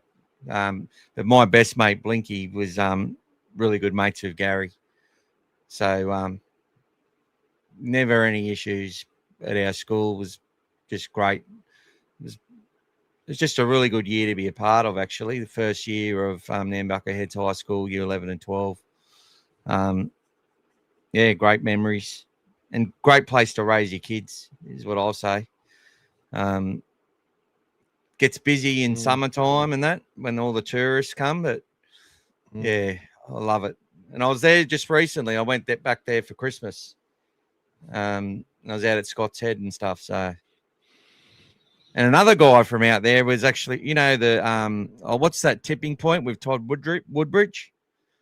Another one of my best mates from out there. He actually won tipping point with Todd Woodbridge. Yeah, he's a school teacher now at Barraville. And his dad used to own the Stan the Van Man. So there you go. You might have heard of him, Tarny. We're still at the best beaches. I got a house in South. Oh, do you? Bloody awesome. Yeah, my brother-in-law, they used to have a little property at Southwest Rocks as well when when there was nothing there. He was a bricklayer. He's probably built most of the houses in Nambucca, to be honest. So there you go. Beautiful. Scary. My mum worked with Terry Lamb at Gosford Hospital back in the early 90s. He was the head of maintenance at the time, and I remember meeting him at the first huge barbecue at his house. Well, I'm not one-upping you here, but my auntie Kathy, who's now passed, she used to coach his sister, Terry's sister. So there you go. And she knew Terry. She's in the Hall of Fame for New South Wales netball, and she actually created the professional netball umpires. So actually turned umpires in netball into a professional outfit. And one thing you can say about netball is there's never any focus. No one knows the names of the umpires because no one cares, because they blow the whistle and it's play on. There's never, ever any talk about the referee or umpires in netball. People might say it's more simpler, probably, but that comes from having professional referees who just follow the rules and don't interpret stuff. But there you go. Rugby league does need to be interpreted sometimes, though, because it is a far more entertaining sport, in my opinion. Oh, you also did that as well. So Kathy Fulliger was is my auntie. She only passed very recently. But yeah, so my dad's sister. Yeah. Bulldog Mike is in the house. You might not know, but the TV never talks about it. That's what I mean. The TV never cares who the ref is. Bulldog Mike's here, is he? Yes. Not long to go now. Not long, Mike. Well, Mike, if you go and watch some of the start of this, you'll hear all the stuff about the new comp. You can win a jersey and stuff. How do you think the players are feeling now? It's 3:30 in the morning in Vegas. I'm hoping they're all fast asleep, but I'm sure there's going to be a few restless ones because they're not playing till pretty late tomorrow. So they're not playing till about, 8:30 their time. So it's going to be late, as the third game. but they're also doing that walk tomorrow, guys. They're doing the famous walk. Famous So, walk. Like they're walking from the Sofitel. Yes. In Las Vegas. Can you just imagine the support they're going to have, the drums, everything? Oh my God, it's going to be going off. So, in the last few guys, I've been leading out with the banner, walking ahead of them. But it's a shame we won't be there for this March. But can't wait. Can't wait. So just don't. Michael's on Queensland time, guys. So don't worry about that 2:30. Obviously, that's for Queensland. Link it back to your time wherever you're based, guys. Yep. So it's 3:30 Sydney, etc. 3:30 Sydney, 2:30 Queensland. Yep, and yesterday if it's in Perth. Oh, it's great to meet another great athlete. I wasn't very good at anything. I was pretty good at soccer, but played everything and did everything because I just love competing. Had a crack at it all. You got a client who's related to Daryl Trindle. Beautiful. Timmy's one of those great people, guys. He's a carer. He cares for people. Looks after people.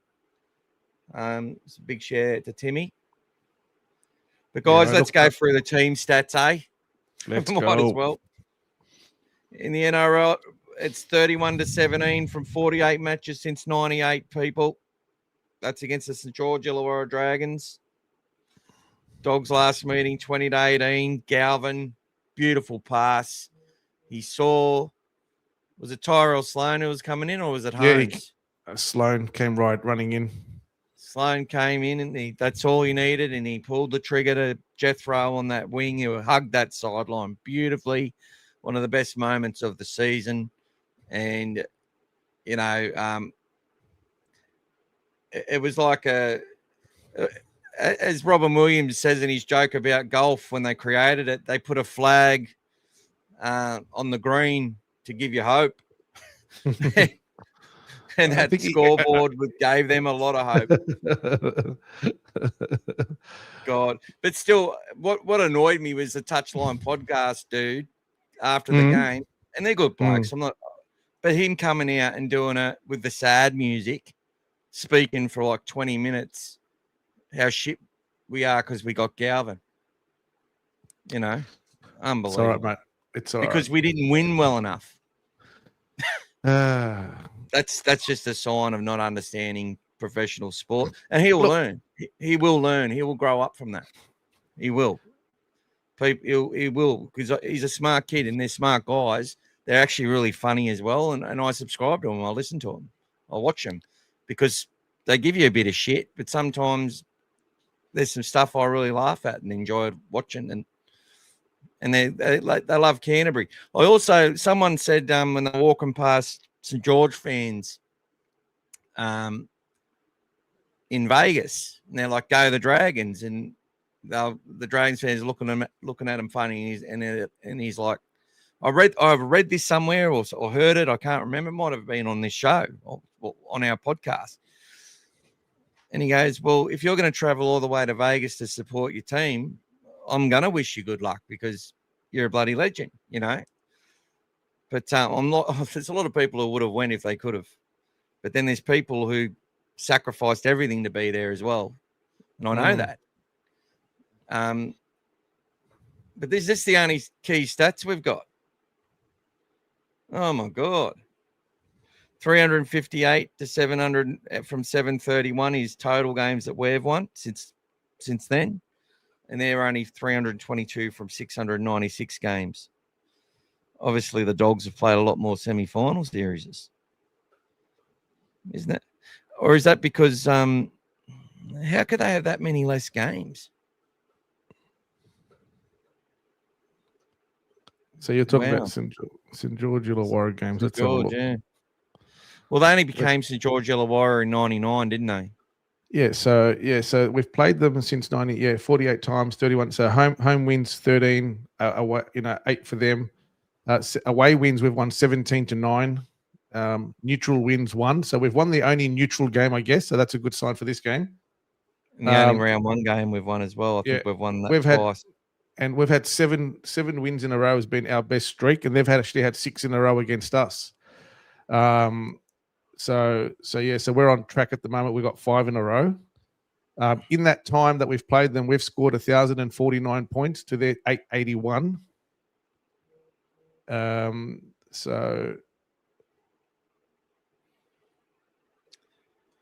right, guys. Well, look, the other matchups I'm keen to see, obviously, is Crichton versus Valentine Holmes. We all know why. I think Setu 2 is going to try and get some second phase play happening. They'll be trying to line up Moses Sully as much as they can. Leilua looks fitter, so he'll be someone possessed out there, you'd think. But I don't know. I've watched when Jaden Sewer's come up against Philly Army Kickout's won every battle there that I've seen. But he is playing well, Sewer, as well. He is playing well. He's a good player, so you got to watch him. But Harry mentioned earlier. Harry mentioned earlier to watch Hamish because he runs good lines. So there was a comment there earlier. He's only a baby. Like, he's got still acne all over his face. Get a look at that. It's all right, mate. It's all right. The other ones you got to watch Mum out loves for, him. mate. That's all that matters. Jerrigon Lyons Jr. and childhood Dragon supporter. You know, that's what I mean. I'm sitting there looking at this kid. I'm like, he loves that red and white jersey, this kid. And look, he played 19 games last year. They had a much better winning percentage when he played for them. So that shows you this kid's replaced Jack DeBellin in the eyes of many. Works his ass off. And I think he'll be the game will be a lot slower for him this season. As I expect that with the Couchman brothers, I think they will see things a little bit more clearly, if that makes sense. But that's the same with our young guys as well, that have got that extra year under their belts. Sam Hughes is another year under his belt. He's not that old. He's only young. Presto. All these kids, they're still kids. They're youngsters. And they're seeing things a lot clearer than what they were when they first come in. You saw Flanagan today trying to talk his team down. So he was... I don't mind it, really. Yeah, it's fine. Like, but you know what? It's normal. Like, people are going to talk about the place where their team's at, and he's saying that he doesn't feel like they're quite ready yet. But you know, they still need another couple of marquee signings. But of course, what does the media do? They jump on the back and say, "Oh, look at this guy. He's even saying his team can't win the grand final before the season starts." That's all it is. Sensationalism, guys. So don't look into it. Just trying to take the pressure off his players. He's spent a bit of time in the media too, so he knows exactly what their storylines are going to come from it. It's going to take the pressure off his team, put the focus on him, and you know, and honestly, it's probably realistic. Yeah. At the same time, but it also tells his team that we're probably going to have to replace a couple of you guys. Which he's trying to invoke a response from them. Like, well, you don't need anyone else. You've got enough of us young juniors here, and we're going to prove to you why you don't need a marquee. And look, they've bought a lot of fucking players, man. They've traded in and out a lot of players. Let's be real about that. They get Luciano back in the side. They go and get Cook and Gutherson, and they bring in Valentine Holmes. Like, these aren't cheap signatures. They cost money, and a lot of experienced players at the back end of their careers. They paid big money for, as I said, for Luciano. They paid big money for Moses Sully. Moses Sully was, before he played a game, signed $1 million contract with the Tigers, I'm pretty sure. Then the Dogs got him, and then he didn't even make the field, and then Manly got him, and he played pretty well. Tuaporto left. I'm sure he's getting more than what he was getting at Manly. Whole bunch of them. They're on a fucking lot of money. You know, Daniel Atkinson. I'd say he's not on peanuts. Maybe Emre Gula comes over for an opportunity from the Raiders. Seward would be on 700, 800. Saleh came over on I thought he would have stayed at Souths. They needed him. And Josh Kerr's come back to the club, and I think he's a big one. But to me, it's the battle of the benches that's going to tell the story in this game, and I love what I see on our bench. But their bench is pretty good too. So, guys, Bulldogs tomorrow, 28 points, Dragons 4. That's my tip. Wow. 28-4, Dogs over the Dragons. Get on it. Get on it. There you go, guys. There you go. But before we go, guys, let's shout out to some of the beautiful, talented athletes we've got on All Things Bulldogs here. Scary 79, the youngest ever to play an under-18 Colts for Queensland at the time when I was 15. At the time I played goalkeeper. That's as far as I got. It's more than most would have got as well, mate. Ryan says, Gutho having nightmares tonight seeing Birdo bombing in the stadium. Well, I don't think Gutho's actually dropped one. He's only dropped one. That hasn't. He only dropped one.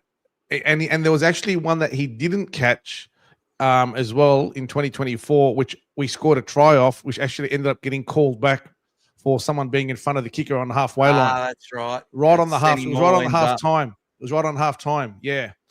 When we thought we got the try before half time. So, but yeah, he's actually record against catching Birdo bombs has actually been pretty good. Obviously, that was part of when he was playing at the Eels as well. I think I know his son Jordan as well, Tani. Organised a vehicle for him as well through the showroom.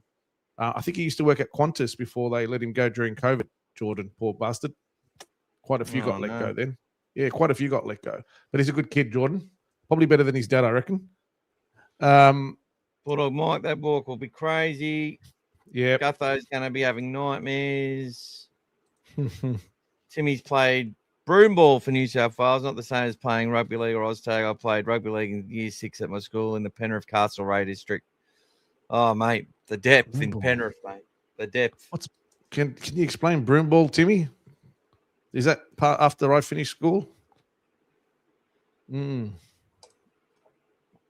Mike, yeah, that was my mate Rod. Timmy says we've got a great record at Cobra. Mike says 30-0. Scary says one thing I'll say about the Saints, they haven't played together for very long to gel as a team. Well, they do have that junior connection, but they have a lot of players that have had to come in and do things together. Does Flanagan have the system? We will see. Broom ball, similar to ice hockey, but probably on roller skates. Okay, fair enough. I would suggest. Very coordinated, Timmy. That's it. Guys, I think that's it for tonight. Let's do the spin the wheel, mate. Spin the wheel. Spin that wheel. Give me some. Let's see who's going to win. Oh, I got to stream. I got to share it, peeps. Yep. Put it on there, mate. Here's the prize, guys. Here's the prize. Here's what you're playing for. Here is what you're playing for. Here we go, people. So we've got Scary, Joby, SAR 777, who donated. Obviously, watchers haven't heard of them too many times. We've got Ryan, Tani, and Mike, all in the running for a flag. If there's a prize there and you win and you don't actually want the prize, but you can allocate it for a second draw, or tell us to give it to someone that you think deserves it, or anything like that. It's up to you. When you win, you get the call. Winner's call. Come in, spinner. Here we go.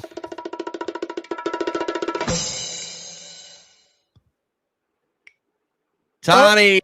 Oh, rocket ready. Rocket Rod Silver. Rod Silver to sign it. Here we go. See why I asked you the question? That was my premonition for the night, guys. See why I asked you the question? Come on, Tani. You can take this one. Come on. Did Harry, did you donate today, brother? Yeah, he did, actually. Redraw. No, there's no Harry on here today. Hang on a sec. I thought I saw his name early on. No. Didn't he come in, Harry? I thought it was one of the first ones. Tani. So. But look, Harry. Was that yesterday? Was that yesterday or? Harry donated the other day and was in that draw a couple of days ago. So. Oh, I had to put in the people from yesterday. Did you put from yesterday? The last ones? The ones that went over? The last one? No. Sorry, people. But because Tani says she's happy for a prize to go to someone else, she can nominate if it's up to her. I'll put Harry in. She's happy for a redraw. We'll do a redraw. Harry, you joking or are you for real, Harry? What's going on, buddy? Look, I'm throwing Harry in. All right, mate. Dirty Harry, in you go, buddy.